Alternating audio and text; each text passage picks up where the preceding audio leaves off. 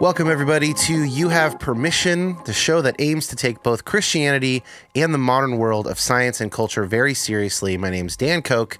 I'm a licensed therapist and a post-evangelical liberal Protestant trying to think through complex issues with care and compassion, avoiding the all-too-easy tribalism that is so common these days. In other words, Simon, I'm trying to let go and let God. You know what I mean? Yeah. I'm joined today by Simon Nixon, licensed counselor, down in Australia. We might get into a little bit of what those terms mean in the different countries. But we're here to talk about the work that you do with men, predominantly domestic violence offenders, in group work, talking about how they can come back from that, and including some masculinity stuff, which is sort of in keeping with this ongoing sort of occasional series that we've been focused on here. So Simon, thanks for joining. Oh, you're welcome. It's really good to be here. Really good. Well, Simon, let's start here. What is a licensed counselor in Australia? Is that like a licensed therapist here? Is it distinct from that? Yes, counselling doesn't need to be licensed here in Australia. There are counsellors all over the place. So I have a diploma in counselling plus a grad certificate in domestic violence, which gives me the chance to work in the space I'm working. But of course, then on top of that, there's psychotherapists just like you have over there.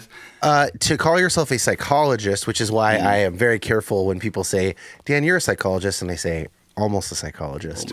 Yes. But I'm like, you can be a licensed therapist with a master's degree, which is what I currently am. And in about 18 months or so, I hope to be a licensed psychologist, pass the tests, have all my hours, all that stuff. So then I'll be Dr. Dan. But until then, I'm just Ken, until then. Okay, just Ken. So Simon, how the hell did you decide you wanted to work with domestic violence, perpetuators? Yeah, I kind of fell into it. So this is a second career for me. I've been in it now for a bit over a year. Studying for a couple of years before that, I was looking to get into counselling, working with men, but there's not a lot of spaces that just sort of do that one-off. But threw myself out there for this job, not expecting that I'd get it actually because of the sort of high level of men you're working with all of the time. But knew that I really wanted to sort of make an impact with men that were really kind of had that misunderstanding, I guess, about a lot of things about life and about masculinity, particularly men that had kind of got it wrong and are looking to get it right. It's a little bit of a misconception, I think, about the work that we do, which is that most of the men we work with are just narcissistic men who are out there trying to manipulate everything going on around them and the people going on around them. And I'm not saying that that's not out there. That's definitely out there. Sure. We tend not to work with men like that because they're much better at covering their tracks. Yeah, they also don't think that they need therapy. Yeah, think they need therapy. And so they don't end up in rooms like ours and groups like ours, which is incredibly sad because they're out there causing all sorts of problems. But the men we tend to work with are men that feel like their life has just got out of control and they haven't got the tools and the strategies in place to be able to, get it back in control or get it back to a point where the words we use are safe, when they're a safe dad or a safe partner, a safe husband. That's sort of the way we look at it. When you say they figure out that their lives have gotten out of control, can you give me a couple examples of things that might happen? Like maybe sometimes that's the courts get involved or the police, but I imagine that's not the only time that men will come to this realization. Like what else would there be? Yeah, so certainly we do work with a lot of court-mandated people. Sometimes they've just come out of prison as well. I don't know what the system you guys have. We have a system called with AVOs, which are violence orders the police put in place. So you can't go within 100 meters of this place. You can't contact. We call those restraining orders. Yeah. Yes. We used to call them restraining orders. They're not anymore. Maybe we're right behind you with that. Maybe we're due for a rename here. Yeah. So a lot of men that have been ordered to stay away from someone, stay away from their family. We also work with the government organisation, we call it here is DCJ, Departments of Communities and Justice. And so we're talking about families that have had children removed. That's that space as well. But then there's also just the guys that come in knowing something's not quite right, or someone's told them. Often the ones that come in and someone's told them you need some help, they're the hardest to work with because they're not really aware. They don't really know what's wrong. Yeah. So we have guys from all sorts of different backgrounds and spaces come in, but usually they've hit rock bottom enough to go, what's going on for me now isn't working. We only get, I would say, 10 to 15% of the guys that would make an initial call to our service make it to our group. Probably about half of that is just drop off. Guys that call because they've been told they need to come in. And that's the step they're willing to take, but they're not willing to take another step, kind of a thing. Yeah. Yeah, and that's something that comes up a lot with psychotherapy too. And there's a lot of educational resources for clinicians, for therapists, focused on sort of that first session. If you can even get to that, and how do you kind of make sure someone, or do your best to make sure that someone will come back for a second session, because especially if it's like a new process to them, like that can be a really big hurdle for people.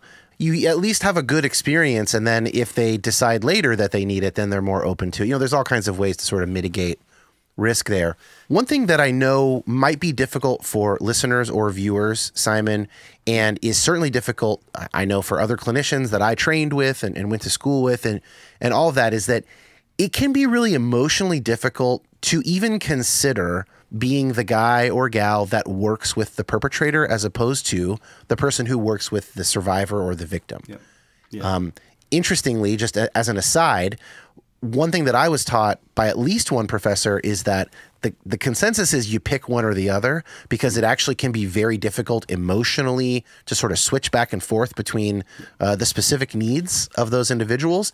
But even some people might be like, why are you working with these guys? Or, it might just be kind of bringing something up for them. And I just wanted to give you a chance to kind of respond to that question of deciding to work with the perpetrators.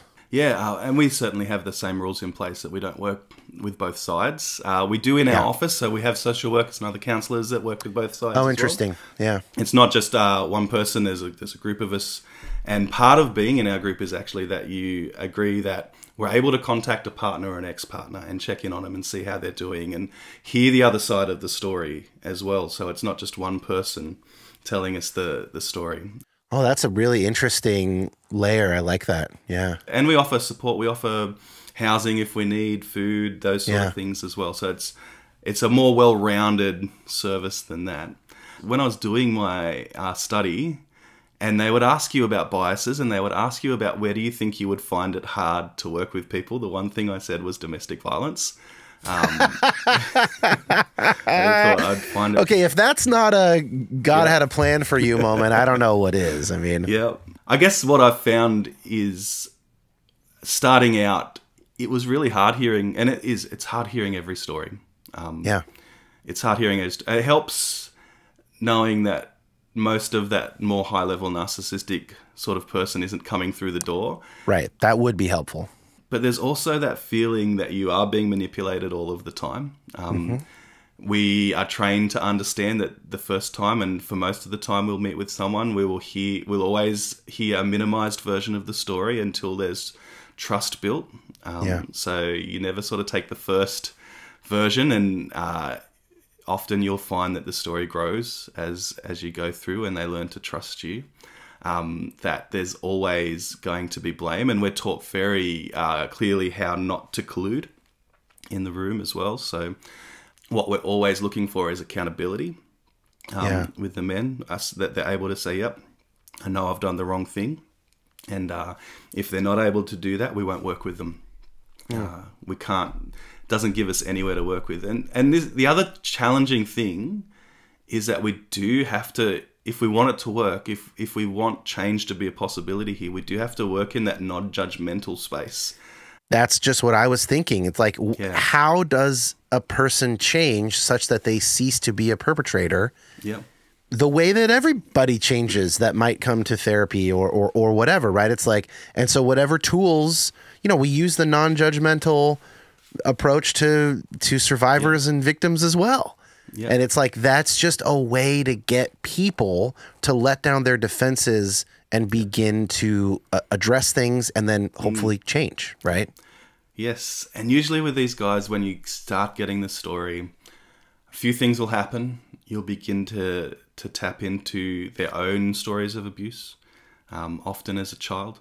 If you find they're challenged and they're responding in a way that's not so great, what we tend to do is go, who do I feel like I'm talking to? What age of a person do I think I'm talking to at this point? I love It's usually a 14-year-old kid or a 12-year-old kid. And you kind of get that response. So I was a youth pastor for 15 years, so I get that. Like, I know what it you have a feels sense of the age and developmental level. Yeah. I had a rule of thumb once taught to me by a professor, which was, if you have someone who's suffered significant abuse or trauma that they've not processed, then a sort of a rule of thumb is, about how old do they present to you emotionally? Yeah. That is where you look chronologically in their Yes. story around then for what happened. Yeah. And I'm not sure I'm sure that's not true for every single person, but it's a pretty great little, hey, check there first, you know? Yeah. And it's not an exact science, but No, but there's some stunting that happens Yeah. if you yourself are abused, and then you can, a little bit of sort of emotional archaeology, I guess. yeah, I would say 95% of the time, without too much digging around, you'll find some sort of major trauma somewhere along the way, whether it was in childhood. One guy I worked with a little while ago, someone suicided in front of him as an adult, and you could see everything begin to unravel from that point.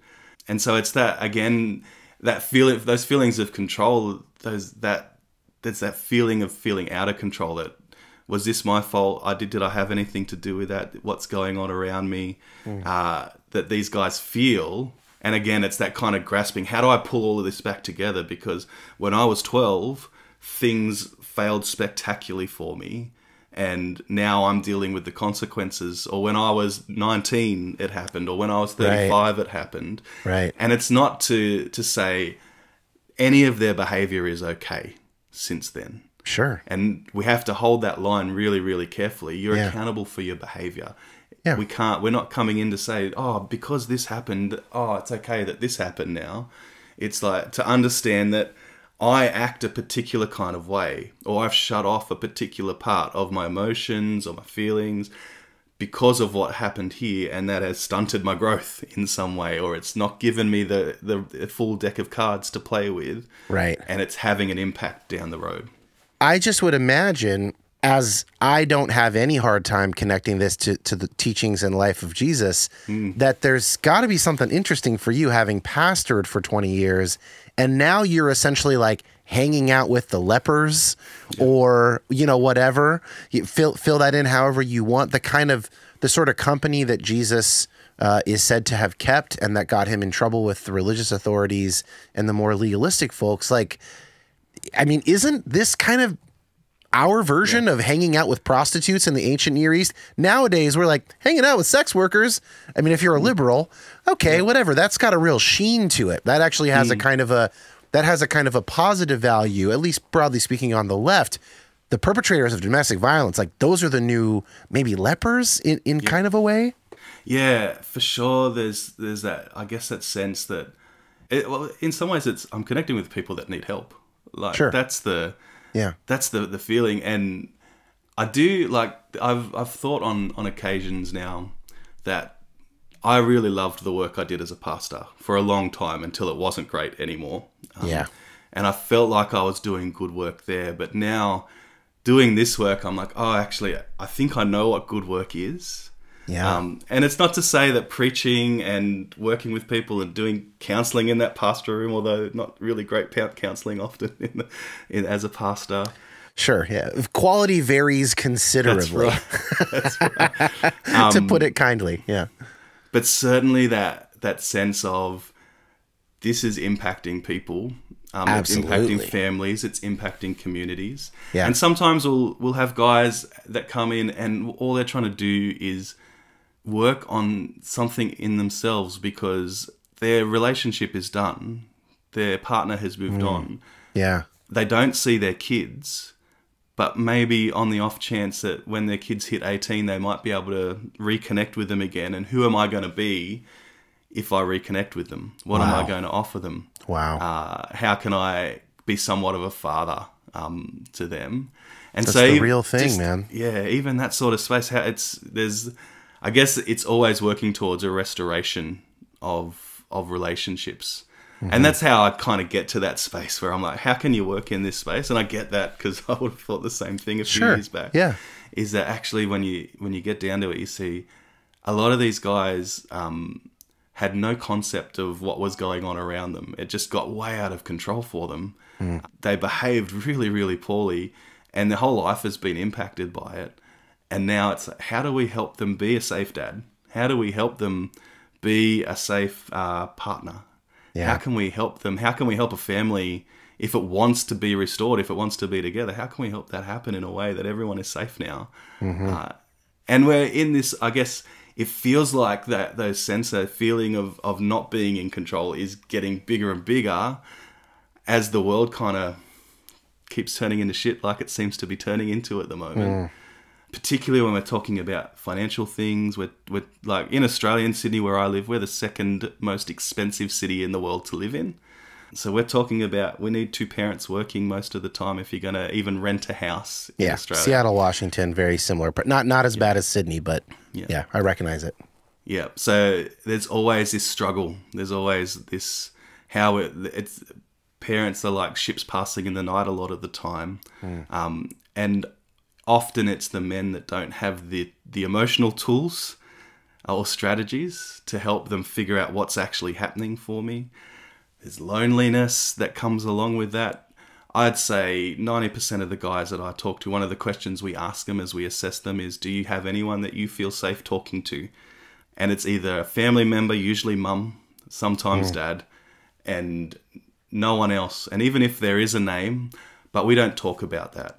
We don't really actually talk about that. Right. So there's not space for these conversations to happen. Let's back up a little bit, because I imagine what we're going to talk about is at least two things. Yep. One is something that I am fascinated by, not only because of my therapeutic work, but just also in general, which is taking a therapist's perspective on why people do evil and bad things. Right? A kind of a non-judgmental, curious stance, which I actually find very consonant with Christianity and the teachings of Jesus, and not super common, in the wider community, because, people are afraid, and I get it. But then the other thing is the sort of masculinity topic, because it is a men's group, because a lot of these guys have been violent, right? So that the overlap there is kind of obvious. You said that you wanted to get into the current job because you wanted to work with men. And so I want to just kind of back up one step and ask you about that. What is it that made you want to work with men, interested in the concept of masculinity? Where'd that come from?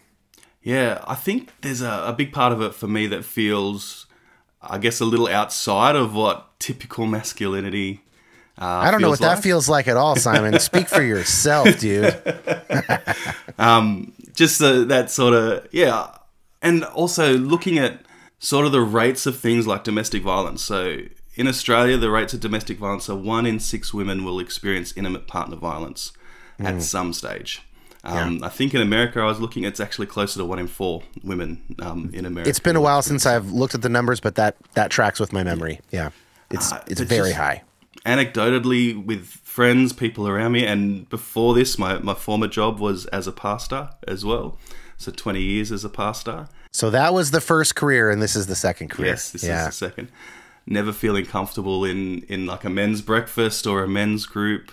Part of, I guess, the deconstruction phase for me was deconstructing that man's role in a family, but also as a pastor, as a leader, all of those sort of things. Had me thinking often, I don't feel like I fit, but maybe a lot of other people don't feel like they fit too. And actually, I had a pretty severe burnout coming out of pastoring, 6 to 8 months of stress, locked in my house, all of those sort of things. Wow. Coming out of it, and just sort of knew something's not right about the way that I've been trying to live. And so it took a fair bit of time to kind of like grab all that back into something that worked. And something that worked in my family, with my wife, with the people around me. So some of it is just that anecdotal, noticing that people just aren't fitting with how this image of a man should look like. Some of it was my own personal experience. In that burnout, and by the way, pastor burnout, you know, that's a topic that honestly I should devote some episodes to, at least one full episode, because it is so common. Yeah. And I often think about how pastors don't have the sort of resources that I have around self-care and even sort of mindful awareness of when I'm starting to encroach upon burnout. And there's like a lot of, especially having just been educated recently, right? So it's kind of fresh in my mind. There's so many resources for therapists around this stuff. And with pastors, there are some resources. My assumption is that they are not as evidence-based because just the whole world is not as sort of scientifically rigorous. And then also we have this sort of pastor as Superman or Superwoman sort of trope to varying degrees and varying denominations. And we expect so much of our spiritual leaders because, well, they've got like God juice, you know, they got extra battery that the rest of us don't have, which of course you and I know is false. You have the same battery that everybody else has. I think one thing that the research does show is that pastors find a lot of value in their work typically. And so, you know, that will give you some juice, so to speak. But of course, there's so much asked of you, and you're there when people are dying, and you're with people in their lowest, which you are now. But now you've got some training. I don't. Maybe briefly, like, can we take a quick cul-de-sac and just talk about going from pastor to counselor with licensure and training? Talk about that, like those resources for burnout and self-care. Well, the first thing I should say was it was a really hard step from one to the other. Because as a pastor, people come to you for an answer all of the time, and they expect you to have an answer from the Bible, an answer from God. Therapy, counseling is completely different. The person in the room with you is the expert in their life. And so I had to build that out of me. Except that the client will, it's so funny how many times my clients will be like, you know, I did what you said, or I did what you recommended. And I'd be like, I don't recall recommending anything, actually. I actually make it a point not to. And if I ever do, I will say, no, I don't normally make recommendations, but in this case, I would strongly, you know. And so, but it is true. We're trained that we're not the expert. They are the expert in their own lives. And we have sort of tools and methods for helping them, you know, find those answers because it's more effective that way. That's true. Yeah. So it was a hard jump initially to get my head out of one way of working and into another way of working. Sure. In terms of the mindfulness and the body presence, embodiment sort of stuff you're talking about, as a pastor, I had very little awareness of what was actually going on for me. Most of the time it was easy to either put it down to, well, is God speaking to me? Is there something of a calling or something super spiritual going on? Am I going through a hard time because God's testing me? Things like that. And so it's sort of like head down, you keep going all of the time. Oh, the am I being tested question is so pernicious. Yeah. Because I mean, maybe sometimes. I mean, I'm not. It's above my pay grade to say that God doesn't test people. Yeah. But I would guess that people wonder if they're being tested approximately 100 to 1,000 times as often as God might actually be testing them, and that's one of those. Man, yeah. Okay, please continue. And obviously as well in that space, faithfulness and loyalty are really a huge part of it. And so you keep your head down and keep going because that's what's expected of you, and it's what's expected of yourself, what you expect of yourself as well. And on top of that, you've got a community of people around you that you're trying to give your best to all of the time. And so it's really easy to put aside what's going on for you for the sake of what's going on around you. The people around you, the different things you're engaging with, the challenges they're facing. So you become a bit of an expert in everyone else's life, but it's really easy. And it's no surprise to me to hear that burnout numbers are huge and getting worse because there's that. I think pastors more and more are struggling in their churches because of the political thing that's going on around. I was listening to Ryan Burge saying that's the number one cause of mental health issues for pastors at the moment. Is politics. The cognitive dissonance between this is what I believe and this is what my congregation believes, Can I speak freely? I know that was one of the big issues for me, was I didn't feel like I could ever say in the last couple of years what was actually happening for me. It's huge. That's huge. And you know, of course, like it takes no imagination to understand how that could be the number one mental health issue for a pastor. I mean, that form fills out itself, we might say. Yes. Okay, so back to masculinity. So when you were recognizing these issues in your previous career as a pastor and recognize that there were problems going on in your life, connect that for me to masculinity. You know, so how did those two come together? It wouldn't have been something that I could put to words then, but I feel like I can put it to words now. And I think the idea is around power and control. That as a man, particularly in a church space, there's this expectation you have control over what's going on around you. That you have, and particularly as a pastor, you have an amount of power over people, and what are you doing to wield that power around you as well. And I think what I began to realize was there was actually no amount of what I could do to control what was going on around me. That even if I tried to do all of the right things, even if I was putting mindfulness stuff in place, I couldn't control everything that was going around me. But the message that I heard consistently, and I think it's the message a lot of men hear, is that if you're going to be a good, strong man, you need to be able to control what's going on around you all of the time. Whatever it is, whether it's family, whether it's kids. I actually know one of the big issues for me as I was leaving the pastorate was how we controlled our kids, and the old school way of thinking about how you control your kids to, I guess, a more gentle parenting way that we look at that. And that caused a lot of issues in our congregation because, you guys just aren't controlling your kids well enough. They're running around in the service, they're noisy, they're just being kids. Of course. Yeah. So particularly that idea of control, and because what I wonder with a lot of them, what I see actually with a lot of the men is it feels like they're losing control all of the time, but they're told you need to be in control. And the two things never work together. So it's like the way I see it is it's like they're trying to grab hold of whatever it is in front of them, whether it's their family or it's their work. Whatever it is, they're trying to grab hold of it, but it always feels like it's just slipping through their fingers. And it's like they're grasping at it to get, and as they grasp, it gets more panicky and more out of control as they're trying to control what's going on around them. Yeah, that's a really interesting connection between the concept of masculinity and the concept of maybe overestimating our control, our power, our agency over ourselves, other people, the rest of the world, our families, right, our children. Yeah.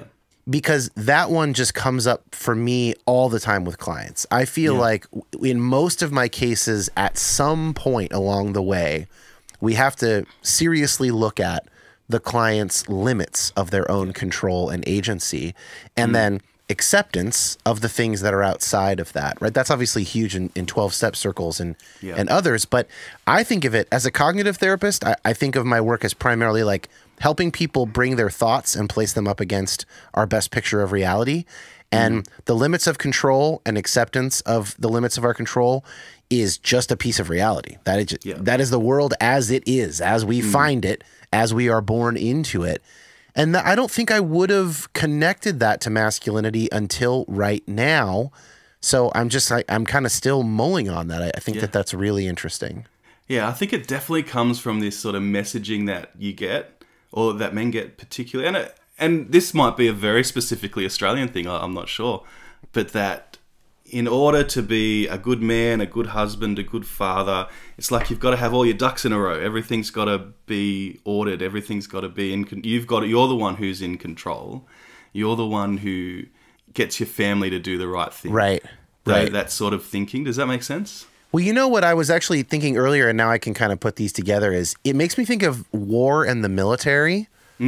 Or if we wanted to go, further back in evolutionary history, the hunt or protection of the tribe, where there are these real values that predominantly men have played for their groups over literally millennia.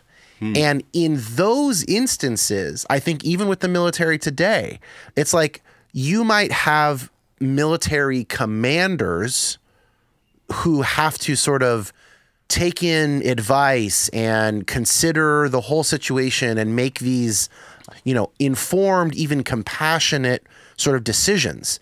But then everyone else in the military, in order for that to work, they got to do their fucking job. Yep. And they have to be in control of themselves. And if they're an officer, of the enlisted men beneath them, right? If they're in the Army Corps of Engineers, they have to be in control of the supply chain of getting stuff out there to build the bridge. Like, there is a form of essentially service to the group that has been associated with men as long as we have existed, that in some cases does require exactly that kind of power and control over the process and over the people involved in the process. Maybe just kind of off the cuff here, I wonder if that is a reason that men are drawn to stories and movies and things about war, even for those like myself who have not only never enlisted but never even dreamed of enlisting. And yet I do find those stories and those films and kind of the psychology of war so interesting. I don't know, there might be something there. Yeah, well, certainly one of the things we do when we go through our program is we look at the kind of messaging that we get from all sorts of different places. And when you sit down, you actually ask men, where do they get their messaging from? And some of them will go, from my father or from his father. From other men, but the majority of them actually, it's from media, it's from movies, it's from music, it's from those sort of spaces where you would never think that this is where my messaging is coming from. So when you watch John Wick, for example, and John Wick is in control of every detail, and he's got all of but he's cool and he's calm and collected and he gets the job done, and someone looks at it, and we've had guys in groups that will look at that and go, I want to model my life on a guy like John Wick. I want to model my life on Don Corleone. I want to these kind of people that have it all measured out in perfectly, and everyone does what I say. Yeah. I was going to say it's like pornography for men, but then that's what regular pornography is.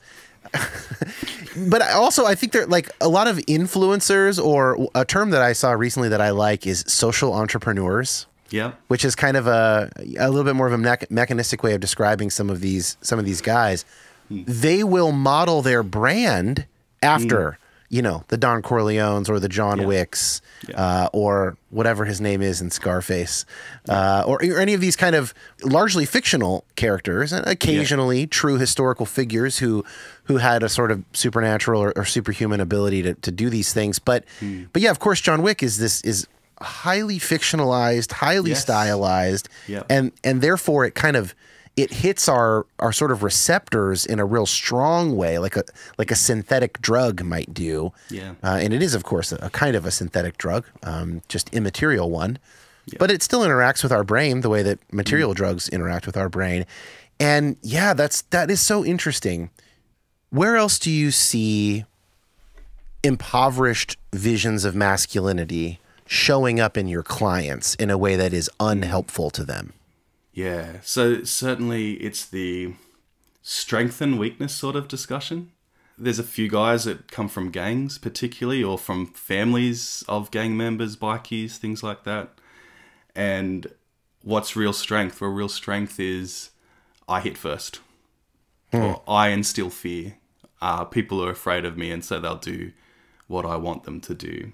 Right. That kind of... the strike first sort of mentality that says, if I want anything out of life, I've got to kind of grab it and pull it out of life myself. That comes around a lot. I'd say about 50% of the men that come through the group are religious in some sort of way. So Christian, Muslim. And so there's that man is the head of the house. This is very distinct male and female roles. One of the things we'll hear often when we're talking through things is, it might sound like it's a little bit old school, and that kind of thinking that comes through. And then you're like, okay, pretty sure I know where you're going to go with this Where one. are we going? Yeah. It's usually something along, might sound a little bit old school, but it's the man's responsibility to go out and be the breadwinner in the house. Right, right. But even messaging like that can be so damaging when you're living in a society where two breadwinners are needed. Yeah, you got to have two. Yeah. Yeah, and if you're putting yourself down as, well, it's all me, what happens when that fails? When that's not possible, when you need to do two jobs or... Yes. Yeah. Like, I use the phrase self-talk a lot, which I know a lot of people do, but you could imagine the way that the negative self-talk would be kind of naturally multiplied if you think that you are failing some larger standard, maybe some God-given standard, even worse, right? And not paying attention to the fact that you live in Sydney. You're not going to be able to do this unless you're a fucking lawyer or something. Yes. But it can be, and the cognitive work that I will often do with clients is like, we'll start challenging that background assumption or core belief, and we'll look for evidence for that. And, that's its own conversation. Yeah, I was doing a group yesterday, and core beliefs was what we were working on yesterday. Yeah. Although we would call them foundational beliefs, because most of these guys have never ever thought about a core belief in their life, and so tell me your core beliefs is like, what are we talking about? Right. So we draw a picture of a house and we put the foundations underneath it, and we talk about, okay, what's the strong part of the house? I like that. And then we begin to ask, okay, so what are the beliefs? And we'll make it really clear, what are the negative beliefs that you can build a house on, but the house is then on shaky ground. Right. And so they'll start talking about the more negatives beliefs. It's the things like, well, we always will hear, oh, I'm a shit dad, or I'm not smart enough, I'm not good enough, it's always my fault. Those messages you hear when you're a kid, and you might have heard it once when you're a kid, but you know what it's like when you hear the one message and you need 10 good messages to sort of rule out that one message, and maybe you only heard it once, but that stuck with you all the way through. And so we'll do a lot of work with guys sort of trying to unravel what their core beliefs are. The thing we work around all the time is this idea of, we start the whole group with the question of, what is the kind of man that you want to be? So you bring masculinity in explicitly from the very beginning. Yeah, it's the first, after we do a group agreement of how we work in the group, it's the first thing we talk about. Now, okay, so motivate that for me. Okay, so let's say you have a group for domestic violence or something like that. I wouldn't think automatically that needs to be framed in terms of gender. So I'm curious about that. Yeah. Oh, and we do have some groups that function in what's the person that you want to be. But we focus particularly on what's the kind of man you want to be, because it does bring out certain things, certain differences that might be in that. And often it is like the ideas that they come up with are often the ideas around being a provider, being strong, all of those sort of things. But what we try and focus in on more is beginning to we'll ask them, think about a relationship that you think is a strong relationship. You look at, you see value in it, you see that this is a relationship where two people are working together. What do you notice in that? What's the role of the man in that relationship? How does he... And so we start with that question because it begins to form everything else we do. So we go back to that consistently, because what happens is the blame and the minimization and the denial doesn't end at the assessment process. It comes into the group work all of the time. Right. And so when we get to that space, we can go, hey, remember, what is it that we're working towards? Is there room for minimization if this is what you want to be? Is there room for denial? Can you blame someone and still be this version of man that you're talking about? Yeah. And for a lot of these guys, it's hard for them to think outside of the box they've already been given. And so we want to try and keep it as close to what they are. Interesting. So there's a kind of meeting them where they're at, and where they're at is they think in terms of gender and being a man. So that might be one reason that the masculinity discussion is important. Like, for instance, a lot of the emails and messages that I get, I would say almost all the skeptical ones around this whole conversation, the fact that I've been engaging it over multiple episodes, is some version of someone saying, personally, I don't even see why we need these categories. Yeah. And I recognize what they mean. What they mean is something like, as I look toward a better future, it's a future with no gender categories. Now, personally, I don't find that likely or compelling. My sense is that no, gender and sex differences are a bit more real than I think that assumes. But I recognize where it's coming from. And so maybe here's an answer to that question. Even if you think that, like the message, and I think I could, of course, be wrong. Maybe they're right. And maybe 200 years from now or 1,000 years from now, like we have a much less gendered society. That is certainly possible. Even if you think that, well, here's a reason that it's worth looking at it, because the people, or some significant proportion of the people who need to grow and need to change, the physically abusive men of the world, they are more likely to think in terms of masculinity than they are becoming a mature person, just a person. You know, like what you're saying is there's something about what kind of man do I want to be that activates more in them than what kind of person do I want to be. Am I hearing you right? Yes, that's what I'm saying. And there's certainly, like, you work with what you have in the room, and this is the language that they're using. This is the way that they're thinking. Where is my space as a man, as a father, as a husband? How does that work for me? Because it's not working right now. And I know, like, we're talking about broad categories here, but it helps us lock into some things, like understanding that for a lot of men, and again, we're not talking about sort of a nature sort of aspect as much as we're talking about how does society view and the messages we receive. A lot of men don't feel comfortable with emotions, don't understand their emotions, don't understand what's going on for them when they feel something. And if they can understand some emotions, usually it's I'm angry, I'm jealous, I'm frustrated, or I'm happy. And what we would call those covering emotions. I call it masking. Masking emotions. I talk about this all the time with clients. Like, if you tell me anger or frustration, jealousy is a good one. I'm always going to ask another question, because often those are covering up some more primary emotion. And in fact, part of the anger can be anger at oneself or the situation that you can't get at or understand the primary emotion under it, which is I'm actually feeling abandoned. I'm feeling embarrassed, right? I'm feeling small. And so that manifests as anger because I actually don't know that I'm feeling abandoned. And if I did, then I could ask questions like, who abandoned me? Abandoned to what? And now I've got info, and now I know where I'm at. And when I can't do that, I'm just gonna blow up. It's gonna become anger. I'm gonna get some kind of an emotional release. My body can return to some sort of homeostasis, and that's what it wants. But in the meantime, I didn't learn anything. I don't have any more self-discovery. I'm not in touch with reality, and that's not helping anybody. And certainly that's the space we're working with guys all the time, is that they've exploded. And they'll say, without almost every single one of them would be, it was just like that. It was like a snap. And all of a sudden I just exploded, without understanding that there was a day or a week or a month or a year of emotion sitting underneath that, saying stuff. And so we use the image of a volcano. And so we'll put anger or we'll put frustration up at the top of the volcano. Oh, that's good. And we'll have all the other emotions sort of on, and we get them to name, like, how many emotions can you name? Throw them out there. And we'll say, okay, all these emotions here are just sitting here day in, day out. You're feeling abandoned, you're feeling lost, you're feeling hopeless, you're feeling overwhelmed.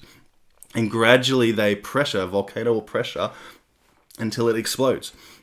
And it's that anger point, and we sit comfortably in anger often for men, because anger is an okay emotion. I feel angry. I can put a name to it. I understand that it's there. It's really hard to say I feel abandoned. It's really hard to say I feel overwhelmed. Conquerors get angry, but conquerors don't feel like weak little boys, right? And this is the control, like, oh, I lost control of my anger. I lost control. But if I could just control my anger, then I could use my anger for good. Use your anger. Right, exactly. But doesn't Star Wars actually sort of caution against that? Okay. It certainly does. It does, And underneath all of that is fear, obviously, which Yeah. again, Star Wars, fear leads to suffering. But fear is just sitting there. Am I enough? Am I able? Am I capable? Simon, we've moved on to Dune, so it's fear is the mind killer. So just keep up with, if you could just go ahead and keep up with the nerd references, I'd appreciate We that. could do a whole sci-fi version of this if we needed to. Yeah, if we needed to, yeah. And so under all that is this fear of am I enough? Am I able to do this? Yeah. Constantly working in that space. And so all of this pressure builds up. And what we try and do is teach, okay, how do I release that pressure? Well, the first thing is we talk about how do I notice what's going on inside of me? So that whole embodiment sort of understanding of when I'm feeling upset, what does it feel like? And we'll do a body silhouette. We'll put body on the wall and we'll ask the guys all the different spaces. And they know it's not hidden. They understand that it's there. Yeah. Where do you feel it? Oh, I feel it in my head. I feel it in my toes. I got a tight chest, sore tummy, tingling in my fingers, the blood running up your back. They know it because they've felt it over and over again. Because this volcano it's a cycle. It'll explode and then they'll go back into the cycle and it'll settle and they go into what we call like a buyback phase where they're trying to make up for the mistake that they've done.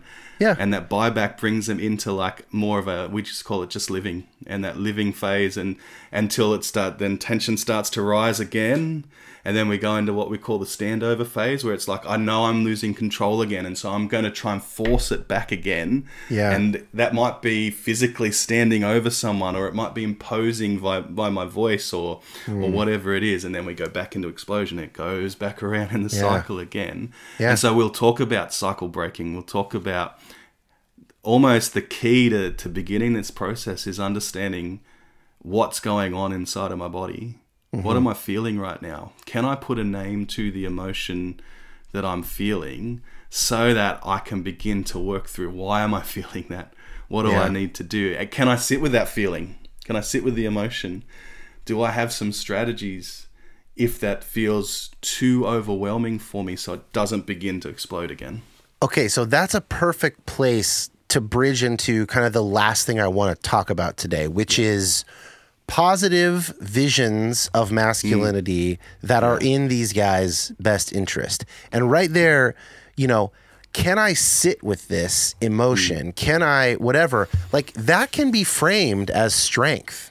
Yeah. That can be framed as courage, as long suffering, the kind of thing that a soldier in the trenches would have to have, right? Yeah. So I wonder if do you find areas like that to be a natural transition into healthier visions of masculinity, or how does it get there in your work? Yeah, so we always try and start with that picture of masculinity and we draw it back. So we ask the guys to come through and we'll make sure that there are things in there that really speak to this sort of stuff. So, because ultimately the work we do is around creating safety. Because at the end of the day, we don't want the domestic violence number to be 1 in 6 women experience intimate partner violence. We don't want kids growing up in those sort of homes. We don't. We want to break that. And so we will come back to, okay, well, what does it look like to be? What's the kind of man you want to be? And they'll put words to it, and we'll help them just get the words right. But I want to be a safe dad. I want to be a kind dad. I want to be able to listen to my kids. I want to be curious about the world. Because a lot of what we're talking about is the world often seems to be changing so quickly, and that particularly some of the older guys that we get in that 40, 50 sort of age group, they're just struggling to keep up. And their kid has said this and that, and they don't understand what's going on. And in my day, we never did that. And so how do you be curious around that instead of just not talking about it or not listening to them or not understanding their experience? How do you give yourself space to ask them a question or try and understand? And so we begin with that image of masculinity, and like we'll have 50 things written on the board. So we're not just talking about a very slow, narrow understanding. And you're letting the clients direct which ones are resonating with them, as opposed to sort of, well, here are our new 5 masculine traits for everybody, right? Yeah. And I bring it in, although we won't talk about it specifically in the group. But I know for me, one of the things I'm working towards is, for me, when I think about toxic masculinity as that kind of byword, the way I think about it is almost exclusive masculinity. So when you got an Andrew Tate that's out there going, well, this is what a man looks like, and if you don't look like that, then this is what's going to happen. This is what you want. This is how you order your life. That becomes very exclusive because it rules out a whole bunch of different men. I'm grimacing because you're giving me mega church pastor vibes the way you're describing that. That's the other side. It is the mega church sort of, if you don't fit the mold. Yeah. And the thing is, no one fits a mold. The mold is individual. I bet Andrew Tate doesn't even fit his own mold. No, he just like all the homophobic pastors were gay, are gay or whatever. Not all of them, of course. And there's always this sort of cognitive dissonance between the image that I have of a man and the reality of myself and what's going on inside of me. And so we ask the men, what are the things for you? What is it that you want to build into your life? And what will happen is the group we run goes for 20 weeks, but the last group we finished, I'm still working with 5 or 6 of those guys individually now. So they will, they continue their own work. Yeah. They're the guys that come through and they get to a certain level or a certain point in their journey and they go, okay, there's still, and then we can go back because in the group, you can't really unpack all the back. Yeah. Deep, and how many people, stuff. But I didn't ask you, how many do you normally have in a group? Oh, we try and keep it to between 8 and 12. So that's a good chunk of dudes. Yeah. That's where we're at. Group therapy is great. It's got other benefits, but you're not going to have that kind of tailored discussion quite as well. Yeah. So we have this image always, but it's their image. It's their image, and we'll challenge. So if someone throws in there, okay, for me, the kind of man I want to be is the man that has all of their kids that do exactly what they say, because that'll come out sometimes. Okay, well, what happens when one of your kids has an experience that doesn't line up and they maybe in your mind become a little rebellious? What does that mean for you? Because then we're getting into the, okay, well, are they still part of the family? We see that play out again in the mega church world or the evangelical church world all the time. If one of my kids is gay, do they remain in the family? Yeah. Do they not? Do we have to cut a line somewhere? Yeah. And so we'll start challenging, like, well, what does that actually mean to have? Does that mean your kids have to be less of who they are in order to be, for you to be who you are? Is your masculinity dependent on who they are? Are they telling a message about you? So we really work on that kind of challenging space with them as well. I have a big kind of like a meta question that I am curious about and I keep asking myself around this idea of positive visions of masculinity. And it seems like there's sort of a two roads diverge in a yellow wood kind of a thing, where on the one you've got two categories of answers to that question. One of them sort of takes the raw initial societal messages about masculinity, or charitably speaking, maybe some of the biological realities of maleness. Of course, I would always put those on a bell curve and not make it into a binary. But on the bell curve, you see differences. And then the other path is sort of like, well, we don't need to worry about the old masculinity. Let's just come up with something here instead. My worries about the second camp is that for people who do fit a bit more of the traditional masculine set of traits, that it will have less purchase for them and they will not be able to sort of find themselves in it as easily. I'm hearing a little bit of each from you. So for instance, I wrote down when you were talking about New Vision's safe, kind, and curious. Safety is something in maybe on the first road where, okay, safety, protection, that I can find a direct line back to sort of classic masculinity. Kindness and curiosity, I mean, maybe a hunter or a soldier might be curious about their enemy or their prey or something, but those feel more to me like feminine traits classically. I'm not saying, obviously I'm not being normative about that. In fact, curiosity is one of my personal kind of founding values for doing this work. So I'm not, whatever. But do you see what I'm saying? Like, what do you think about that going with kind of the starting place of masculinity or sort of throwing the shackles off and starting from scratch? Where do you find yourself between those two, or maybe a mix? Yeah, it's probably a little column A, a little column B. Okay. Working in this space, you're working with what's in the room all of the time. Right. You're working with the people who are in front of you. So you need to use some of their framework. You can't just sort of introduce an entire new idea. No, I think it's super wise, by the way, to approach it that way. Yeah. And as a matter of fact, if we did just introduce an entire new idea, it'd fall flat because the language is different. Like we're not working with any kind of understanding. We would need a year of group to get them there, and we'd be fighting against something all of the time. And so what we're really trying to do is tap in, okay, what do you actually want out of life? And if we're seeing that what you want is actually something that could be more harmful to you or the people around you down the track, we'll challenge that. We'll talk to you about that. We'll work through that. Is there a healthy version of this or not? Is there a way to do it in a way that's healthy and that works for the people around you? Right. But at the same time, I think, one of the things I hear you come back to often is that kind of evolutionary idea of, well, we've got thousands, hundreds of thousands and millions of years of what this looks like. And I think evolutionary, that's gonna have to start shifting as well. I think something like curiosity, in a world where all of the information at the world is at our fingertips and every kind of idea can be challenged multiple times by multiple people just because of a TikTok video or someone with a podcast. Yeah, the age of contestability. We are absolutely in it. Yeah. We're going to have to, part of that being a safe man needs to include something like curiosity. Because if I just come in with my black and white thinking all of the time, then I'm always putting a line down the middle and saying, are you here? We move, and again, we're fighting against type here, but we're moving back into that tribalistic sort of way of, this is one tribe and this is the other tribe. And that's not the goal. The goal for us is we're working here with an individual who has a family, who has people that he loves. He has a future of relationships in front of him. How do we help him find the very best of who he is?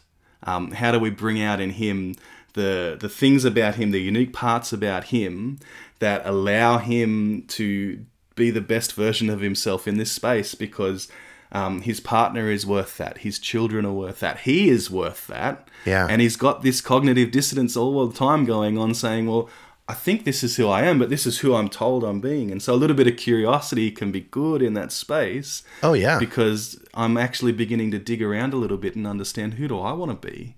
Not what is the messaging that I've been given over a period of time to tell me this is who I have to be.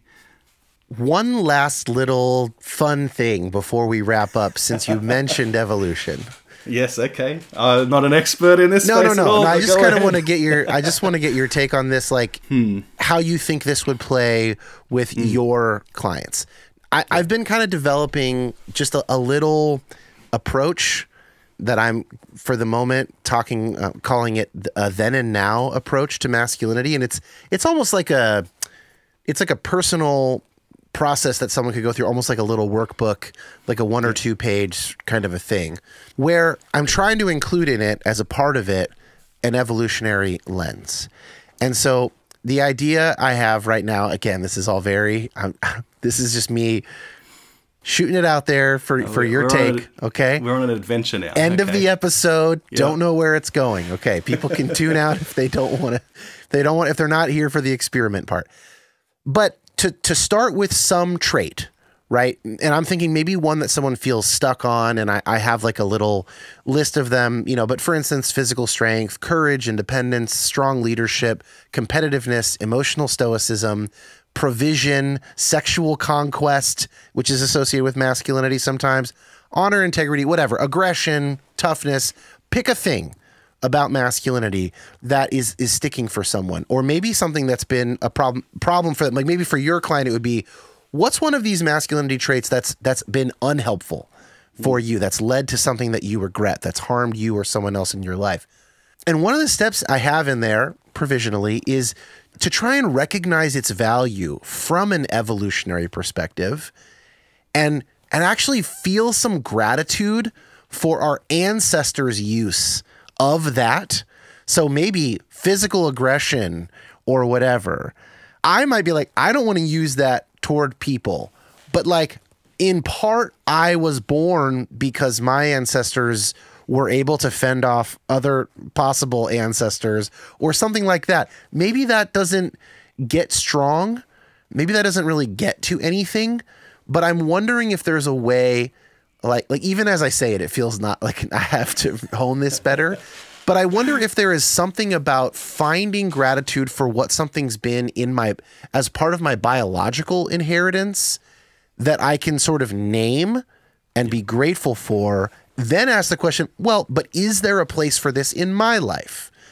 And if so, where is a healthy place for it? Or maybe there's not a place for it in my life. Physical aggression would probably be one of those. I don't, unless somebody came at my family, which in my circles and where I live is unlikely to happen, there's basically no need for me to be physically aggressive.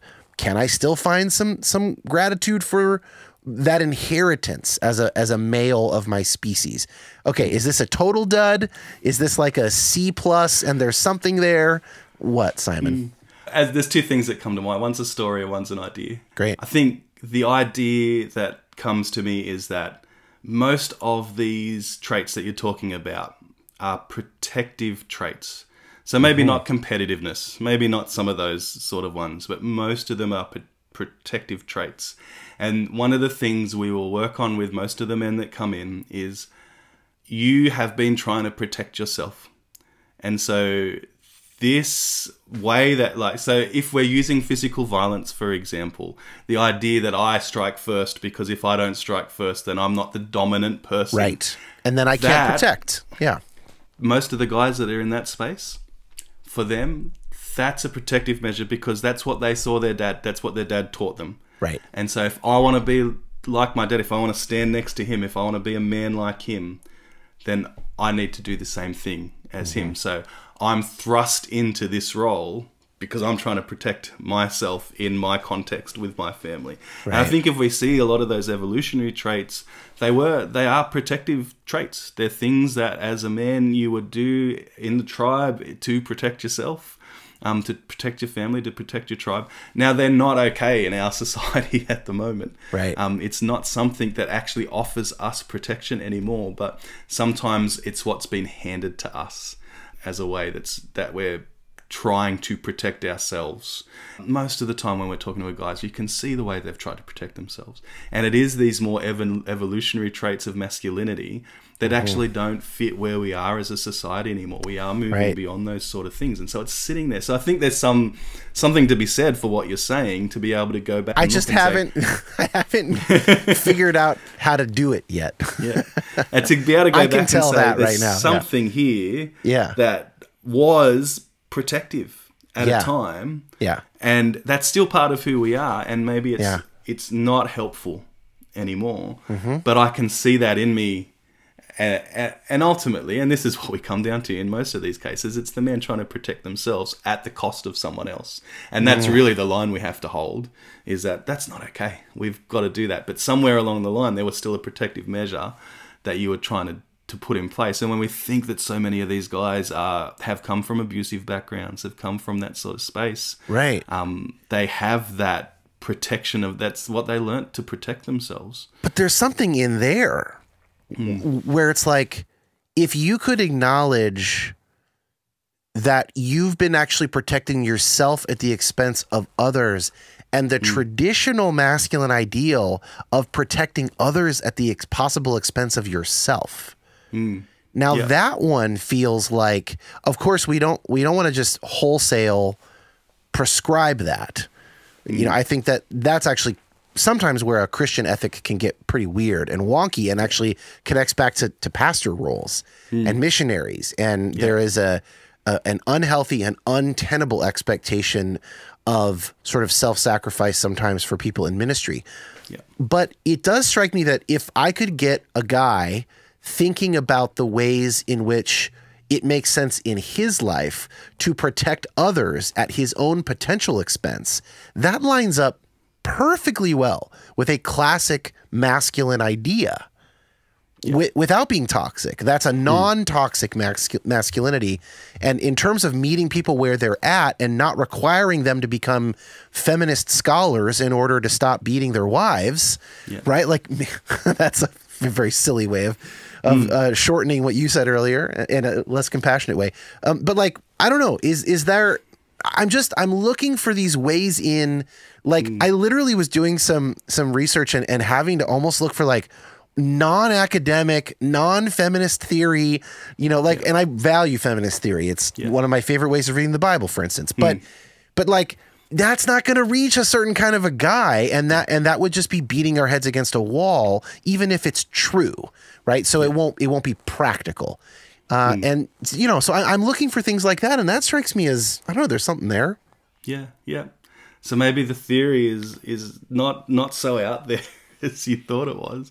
But I think there's something around the ways we look to protect ourselves and broadening that to, it's not just myself.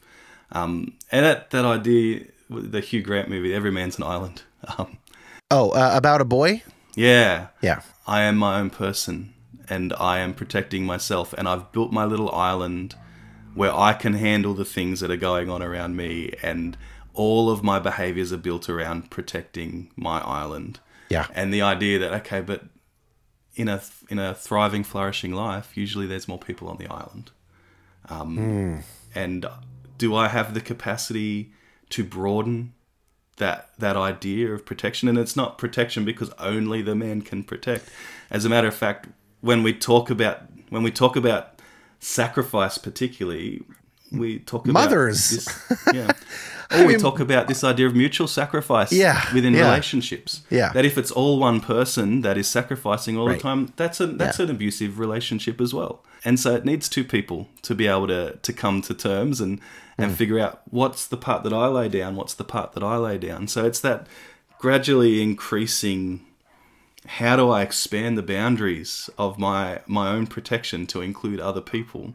How do I keep working on myself so that more people feel comfortable, feel safe, feel like they can engage with me, feel like I am that kind of man that can be present and available and safe and open and curious and kind and compassionate, all of these things. Yeah. Because we're talking about healthy families then when we get to that space.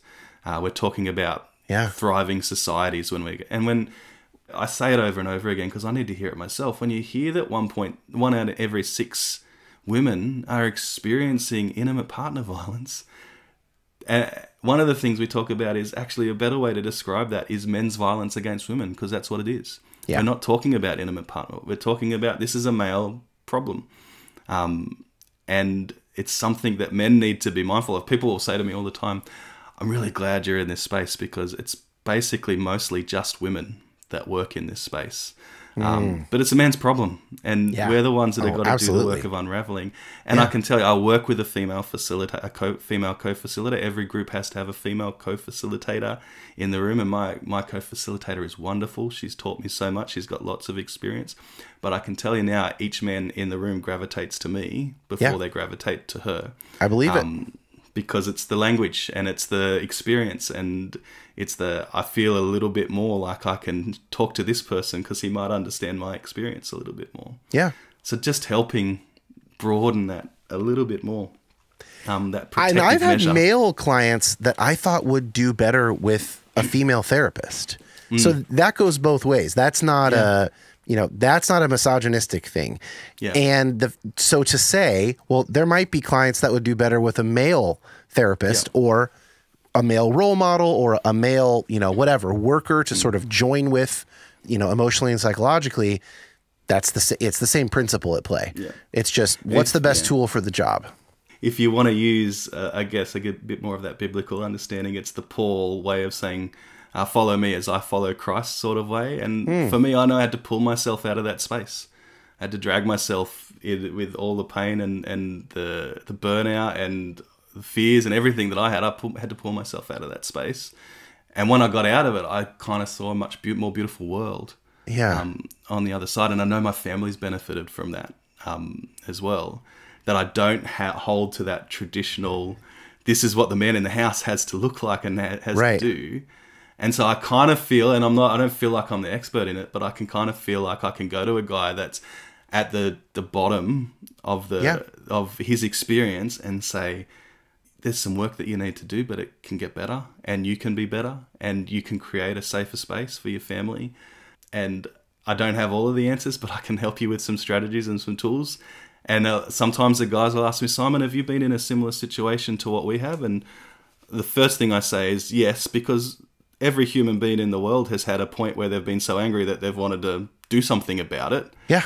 And so I can say, yeah, I've been in a situation where I've been so angry I've wanted to do something about it. But I had some tools and some strategies that helped me so that I didn't do something about it. Can we give these to you as well? Can we help this process for you move a little bit further down the track? So, yeah. Simon Nixon, thanks so much, man. What a conversation. I loved it. Thank you. No, it's been great.